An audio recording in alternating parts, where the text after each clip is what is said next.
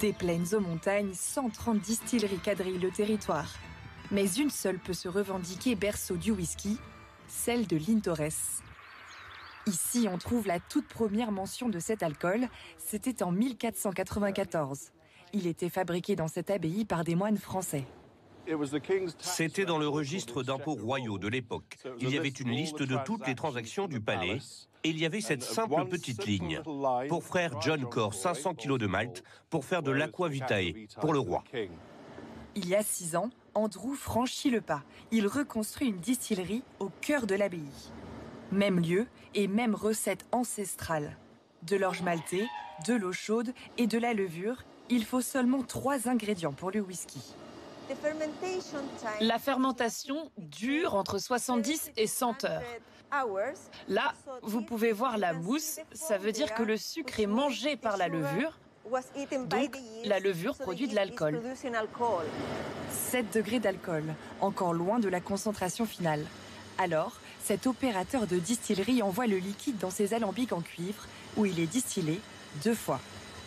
Après la première distillation, cela monte à 28% d'alcool. Et ensuite, avec la deuxième distillation, le degré d'alcool va encore plus augmenter, jusqu'à 78% en moyenne.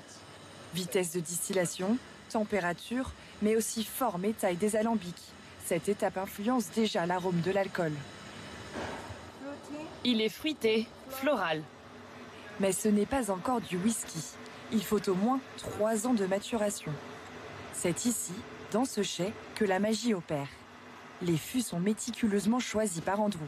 Certains ont autrefois contenu du bourbon, celui-ci du vin français. Regarde cette couleur. C'est beau, non? J'ai hâte de le goûter. Le bois donne à l'alcool sa couleur et son caractère. Une fois embouteillé, le whisky ne vieillira plus. Une grande partie des compétences, c'est travailler avec les fûts et savoir quand embouteiller.